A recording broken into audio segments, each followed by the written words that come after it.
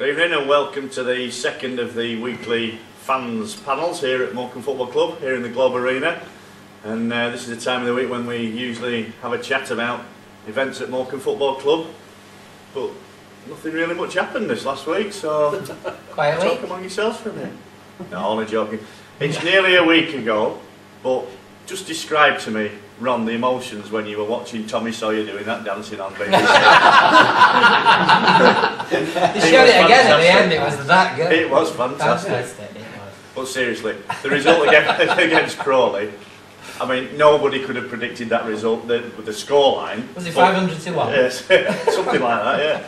But could you see the result could be a performance like that coming from Morecambe from what you've seen so far? We got a decent defence, I could see us keeping a clean sheet. I didn't think we'd score 6 and trying to get a hat-trick.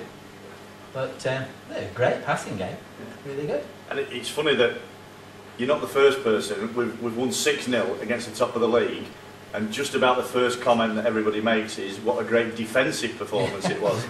Normally, you win 6-0, you would think people would be talking about the strikers. Who were the standout stars for you, David, on that performance against Crawley? All 11, really. I couldn't pick anybody. It was difficult to pick a man of the match. Baz made a couple of good saves, but really they did nothing, to be absolutely honest. McCready was fantastic, but Fenton, first half for me, was absolutely stunning. You can see exactly why he signed him. He led from the back, scored a goal, and then made 2 or 3 fantastic interceptions, and he won absolutely every single header all day. He was absolutely immaculate. So I gave him my man of the match, but the people, there was 11 men of the match, wasn't there? Good performances. And a few of us commented, Jim, before the game that Jason Price making his debut, we sort of assumed that he might make it in place of Danny Carlton, and that the combination might have been Jason Price and Jevons, or even Luis Alessandra, who shone well when he came on as substitute, and also when he played, for the reserves. Did that surprise you, first of all? And then secondly, how do you think that the partnership worked in that game? Well, yeah, it did surprise me. But the goal from Price when he took it off the defender and had time, and Danny run 3/4 of the length of the pitch, you could show straight away that they've got a good understanding there. And yeah, I was surprised off when they started together. Yeah. But then after that goal, I thought, no, it was so natural, wasn't it? Yeah. I mean, Danny didn't even have to make it fancy heading. He could have just stood there and but he made it look good as well. It was a brilliant cross. Yeah. It was cross, and it was one of those where you kind of, when he was going towards the ball, you were thinking, if only he does this, but he probably won't. And then when he got the ball, you're thinking, if only he crosses it, but he probably won't. If only it gets over the defenders, and it just all panned out exactly like your dream goal. And brilliant goal, good performance. What's your impression so far of Jason Price? Very good. Unfortunately, it kind of leads, like on Tuesday night, to a lot of high balls, a lot of head tennis at Montrose on Tuesday night. Yeah. It's like the easy ball out, we'll thump it up. Yeah, I suppose that's a danger, but it gives you something a little bit different, doesn't it? Yeah. I suppose. Well, he's been bought as a target man, not as a finisher. Yeah. And great hair. I know, I'm jealous. But if he holds the ball and brings other players in, I mean, I was to sort of like carry on with Jim's question. I was surprised that he played Price and Carlton, because I thought probably the best person to be up front alongside the suits a big man is obviously Jevo. But obviously Danny justified his place by his hat-trick, so you can't complain at that. But all of a sudden you've got Alessandra as well, and Ellison can play up front, so all of a sudden we've got an embarrassment of riches, haven't we? Yeah, and then, alright, so there was the euphoria of going top of the league, beating the previously top of the league, Crawley. Then we go to Macclesfield, totally different performance. Jim, do you think in that game, Jim will come away from that game disappointed, or will he see it as, any point's a good point away from home? Well, if you win any league, it's pick up a point away from home and maximum at home. Macclesfield are a hard team. We've known that over the years. If you don't go there, they're going to make it hard, no matter what team you are. So a point is more than enough at the moment. Still top of the league. Ron, you seem to be a little bit more critical of the performance. Well, it was a soft goal. It was a wakey goal to give up 6 seconds into the game. They didn't really show much a great deal after that, and there's a lot of really good attacks, and just didn't do it. It was too much in the air for me. Yeah. I think it was one of them games where I think the football purists would call it combative, because they were they were certainly up and at us in our faces, and that's what's going to happen from now on. When you're top of the league, you're up there to be shot at, aren't you? And people are not going to sort of lay back and think, well, Morecambe must be good because they're top of the league, so let's get in the faces for 20 minutes. And we didn't really get going, did we? To be honest, it took us 10 minutes to recover from the goal. Carlton equalised, and after that, the longer the first half went on, I thought we looked better and better. But I don't know what Gary Simpson said to his charges at half time, but they came out and were in our faces again for the entirety of the second half, and they were like, obviously 25 minutes in. It was blatantly obvious they'd have been happy with the point because they were wasting time at free kicks, etc. etc. You can't blame them where they are in the league. No. So they've seen a 1-1 draw with Morecambe as that's acceptable. I must admit, I think you're right, and that surprised approach in the second half, because I thought, having got ourselves back into the game at 1-1 after that shock start, we know that we're fit this season. And you know, we've come on strong in the second half in most games that we've played. I expected us to take over and dominate. Not because I thought we were far superior to them at all, but I just thought that we'd have the extra fitness. And I thought we did play quite well towards the end, but I was surprised that Macclesfield was still at it.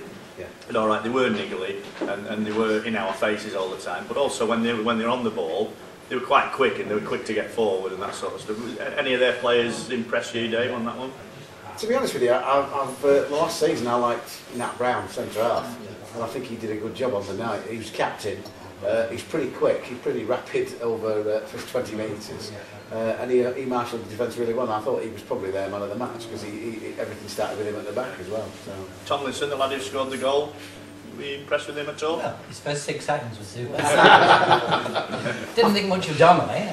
I like Donnelly. I thought he played quite well. I thought he was a threat. I think he's got a good first touch and he's a decent threat. Yeah. Again, but that's just me. I've always liked him, and when I watch him play, I think he can be in a good team. I think he'd be. I mean, I've nothing against Macclesfield, but I think he could play in a good team. I think he'd be a good finisher. And going back to our performance, any players did themselves credit on the night at Macclesfield, do you think, Rob? Well, I always like Ellison at the moment. He's playing really well. Yeah. Lawrence Wilson. I thought Ellison put a good shift in. Yeah. Jim, the one sour note really on Tuesday night was the injury to Gary McDonald. Yeah. Do you think that'll be a blow to us? I mean, Gary Hunter came on and performed well on Tuesday, but do you think we're going to miss McDonald at all? Yeah, I think I miss him a lot.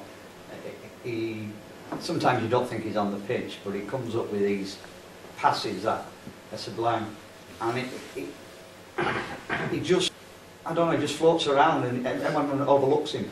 You know, he doesn't stick his head up and all anything like that, but he just everything so simple. Yeah.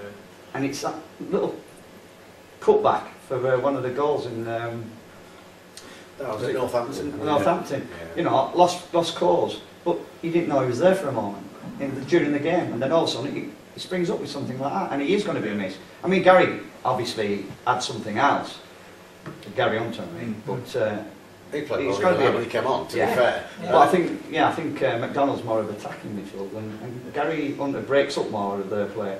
I'd like to think you won't miss him as. I mean, he is a big loss because obviously he does a lot of, as Jim said, he does a lot of unseen work. But you just all of a sudden you think and he just ghosts in, takes the ball, tidies up, and then he also makes 3 or 4 runs beyond the ball each half. That's obviously in his remit. Jim says, right, go for it, you know. But to be fair, Gary Hunter was doing that once or twice in the night. So you're hopeful that. How long's he out for? Do we know? I don't think we do. I think the news was it was probably not as serious as they first thought. I mean, on Tuesday night he was stretchered off and then he walked past us on crutches. But sometimes that can be precautionary, can't it? You know, don't put any weight on it until we've seen, you know, how serious the injury is. And I think the news is it might not be as bad as they first thought, but it's certainly going to be out for a few weeks, I would have thought. Ron, looking forward to this Saturday. We're away at Dagenham. Do you think the result of the performance at Macclesfield will make Jim reassess how we approach that game, or is he still going to go for it? I think we're going to have a hard game, much harder game than Macclesfield on Saturday. Really? Yeah, I think so. So if we come away with a clean sheet, we'll be happy. Even if it's 0-0. What do you think, Jim? Dave, performance on Saturday, this coming Saturday, how do you predict that one? A draw. Happy with a draw at the end of the day. It's another Go point. for a 0-0, eh? Nah, let's go back. Dave, you spoke to Jim after the game on I did. And, on Tuesday. What's his approach Saturday? Well, Jim's mantra is always positive. And as we've seen in every single game this season, home or away, he's put a team out there that no matter how they're set up, they want to get men forward and they want to attack. And the big difference in our season between now and last is we are absolutely mustard at set pieces. We've scored a lot from set pieces already, and I hope that continues. My fancy is down for a win. Well, a few of us will be going down there, so we'll give you a chat next week about our performance there and anything that happens between now and then. Hope you've enjoyed that. And don't forget, if you want to get involved in this, we don't want the same faces every week, so if anybody wants to come down, we're going to be here at the Globe Arena, at the bar here, 9:45 every Thursday night. We'd like to see some new faces. Do get involved. We'd be more than happy to see you. Until then, on to Dagenham, and hope we can get another 3 points or at least a good performance. See you next week.